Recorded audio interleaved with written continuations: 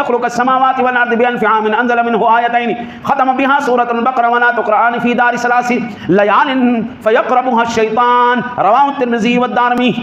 हज़रत नौमान बिन बशीर फरमाते हैं मेरे आका नबी अकरम सल्लल्लाहु अलैहि वसल्लम ने इरशाद फरमाया अल्लाह ताला ने ज़मीन व आसमान की पैदाइश से 2000 साल पहले एक किताब लिखी जिसमें से 2 आयतें वो उतारी जिन पर सूरह बकरा ख़त्म होती है आमनर रसूलु बिमा उन्ज़िला इलैहि से लेके आखिर तक। आका जी ने फरमाया ये नामुमकिन है किसी घर में ये आयतें बराबर 3 रातों तक पढ़ी जाएं और फिर शैतान उसके पास भी भटक जाए। उस घर के अंदर शैतान नहीं भटक सकता जिसमें ये कुरान पढ़ा जाए। ईमान से बताना यार, मुझे जवाब नहीं देना, अपने ज़मीर को जवाब देना। मुसलमान था, रिश्ता कुरान के साथ था, ये ज़मानतें किसकी हैं? अल्लाह के रसूल की। ये मेरी ज़मानत है?